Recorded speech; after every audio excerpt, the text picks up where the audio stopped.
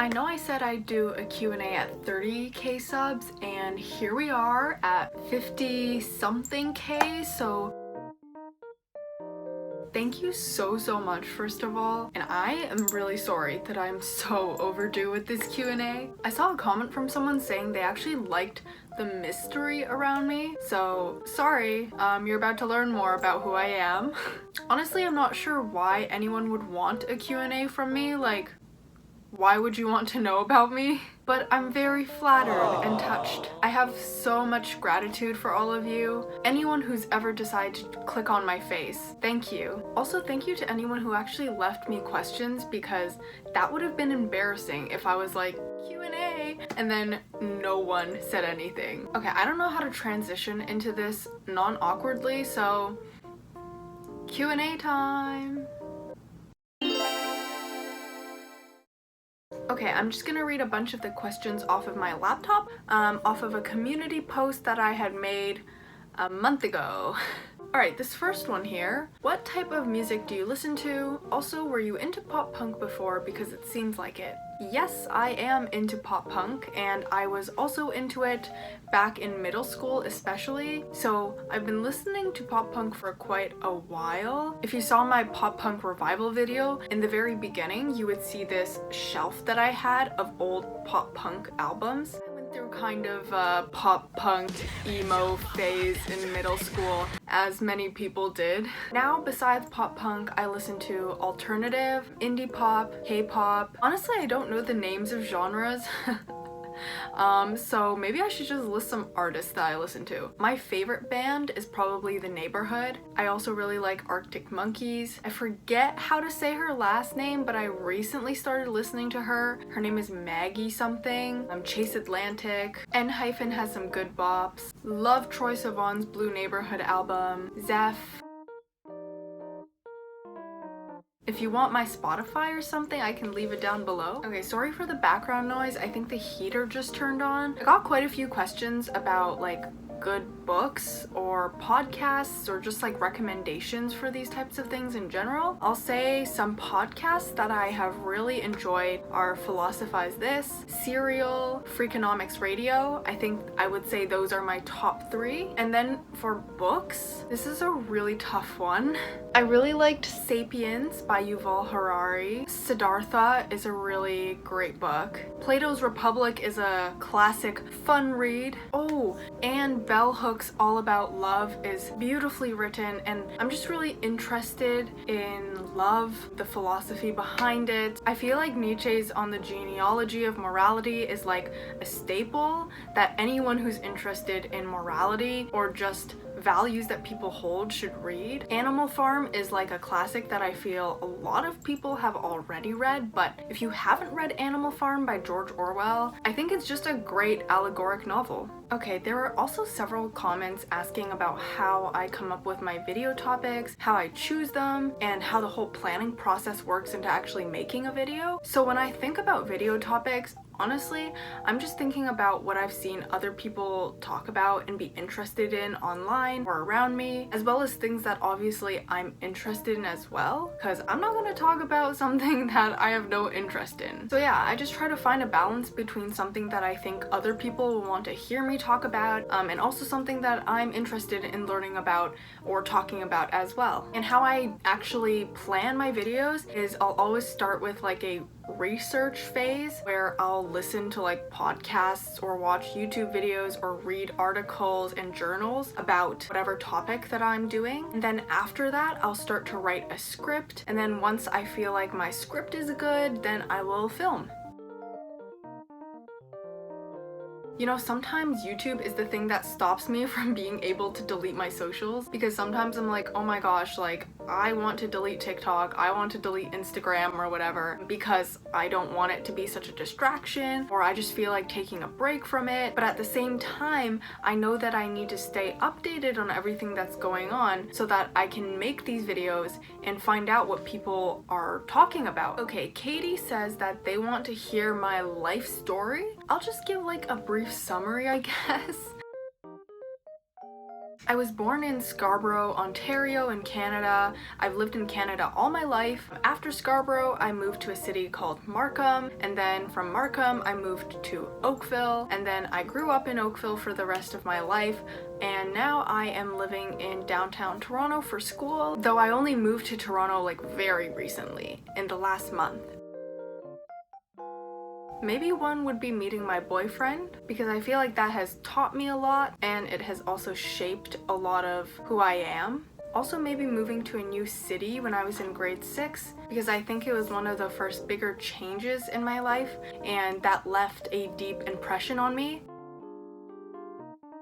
I'm 19 years old and I'm a student at the University of Toronto. School is alright. I can't say I'm on top of all of my readings. I can't say I enjoy all of my courses either, but I have good friends here. I really like the city. I still enjoy a lot of the content that I'm reading and learning about. So overall, I'd say school is good. The main career goal as of right now is to be a lawyer, either in criminal or family law. So I'm planning to go to law school and then try to get into the legal field. One thing is that I refuse to do corporate law. I just don't want to be sucked into that rabbit hole. I know that lawyers have a reputation for being dirty liars, but I'm hoping that I can try to do something good as a lawyer, which is why I want to go into like criminal or family law, because I think that those two sectors deal with very important relationships and issues of justice. Oh, I forgot to add this into the podcasts and books recommendations, but I also got a few comments about like favorite movies or movie recommendations. Unfortunately, I'm not as avid of a film watcher as I wish I was. I love watching films, but I don't actually get around to doing it that much. But some of my favorite films or films that I've just really enjoyed are probably Eternal Sunshine on the Spotless Mind, The Imitation Game. I had a whole Marvel phase over quarantine. I watched Knives Out on the plane recently, and that was really good. The Theory of Everything I also watched on the plane, and that was really touching. It was really sad, but I think it was so inspirational at the same time. The actor for Stephen Hawking was incredible. Similarly to films, I am not seasoned when it comes to TV shows. I feel like I've only ever finished maybe 4 TV shows in all my life, but my favorite TV show would probably have to be How I Met Your Mother. It is so funny, but at the same time, the story is just set up so well, except for the last episode. They build up the story so well. There are just certain parts of the show that still get me in my feelings. I don't want to say any of them in case someone hasn't watched the show and wants to go watch it, but certain moments hurt me. New Girl and Brooklyn Nine-Nine are also quite funny. I like both of those shows as well. Though I never actually finished the last season of New Girl because it got boring. In terms of what it's like to study philosophy at school, I really enjoy it. But of course that's kind of a given, I think, because I like the subject. I think most people in my program are nice, but honestly, I haven't met anyone who's like super rude or something in any program here. I think for the most part, as long as you're nice, polite to other people, they will also be the same to you. You know, the program is made up of so many types of people. Some people are die-hard philosophy fans. Some people are taking philosophy because they're kind of interested in it, but it's just like a secondary program. And some people are taking this only course for an elective. So I can't really say what everyone in the program is like. For all those people interested in starting to learn about philosophy, just listen to that podcast that I recommended at the beginning called Philosophize This by Stephen West. The host is just really good at explaining things in a way that we can understand, because a lot of times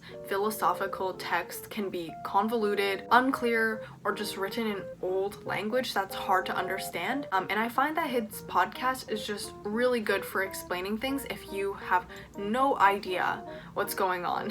Or if you're just a complete beginner to the subject. He has tons and tons of episodes, so maybe you decide to listen to a Marcuse episode and then you're like, hey, this sounds really interesting. And now that you have a basic understanding of what he's talking about, you can now go try out the text yourself. By the way, sorry if you see my hair like keep changing throughout this video. I just keep fixing it in between takes because I'm like so unsatisfied with it. My favorite philosophers are probably... I really like the existentialists, so Simone de Beauvoir, Sartre, Kierkegaard. I also really liked Boethius's Consolation of Philosophy, not because it has like the best arguments I've ever heard, but I just really liked the way that he wrote. I thought it was very poetic. How did I find out my style and how do I do my makeup? I've seen some questions about this. For style, honestly, I think part of it is just scrolling on Pinterest or scrolling on TikTok, scrolling on Instagram. I look at inspiration from other people, and when I see something that I like, I try to apply it to myself. That's basically it. My style has definitely evolved over time, but obviously that comes with style itself evolving. You know, like what was popular back 3 years ago is not the same as right now. And honestly, I think it's been easier and easier to find your style now that we've created these like aesthetic bundles that you can choose from. Like, here's how to dress as fairycore, here's how to dress as dark academia. We now have these labels for different types of fashion aesthetics, so I suggest maybe you just try to pick one and then build from there.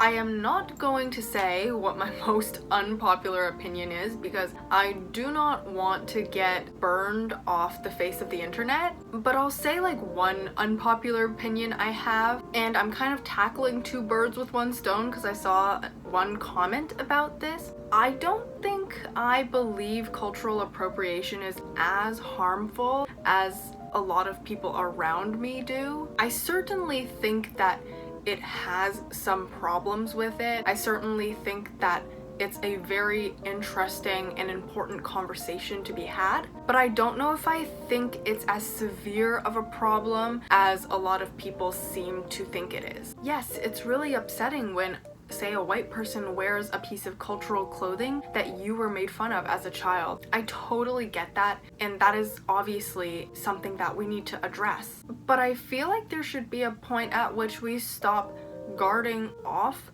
culture from other people. I think that at some point we need to just start to move past it, try to create the multicultural society that so many people preach. I just feel like cultural appropriation has become sometimes like an easy weapon to use against other people, and it's really important that we talk more about how to tell when something is appropriation versus appreciation.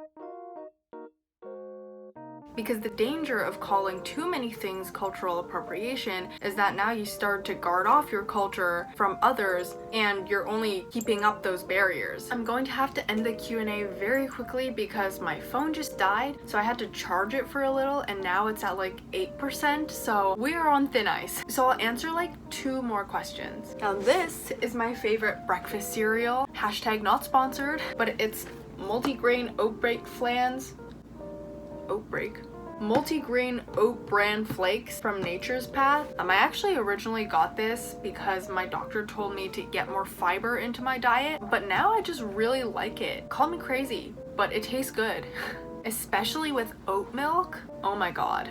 Heavenly. Okay, I'll leave with this one last question about how to cope with life's meaningless nature and the hopelessness of the realization that at the end of the day you'll be forgotten no matter how much you try to leave a mark on this world. That's the real question, isn't it, folks? I like Milky B's response here about how dying and being forgotten is inevitable, so we should just make the most of what we have with our life right now. I think that's a common solution that a lot of people present. I think if I'm being honest, though, a lot of people, including myself, just don't think about death. We try to push it off our minds. We try to forget about it. And this fear of death definitely shapes a lot of how society is built. We dress up the dead in a way to make them look as though they are still alive. We keep the dead buried underground where we can't see them. I think for me, I just think about the fact that I got the chance to exist at all. There's so many alternative timelines in which I could have not existed. My parents could have decided not to have me, or their DNA or whatever could have arranged in a different way to create someone who was not me. Earth could have not formed or could have been uninhabitable to human life. But these things all did happen, and it's allowed me to exist. And I think that's beautiful. And so I guess I'm grateful for even being able to be here.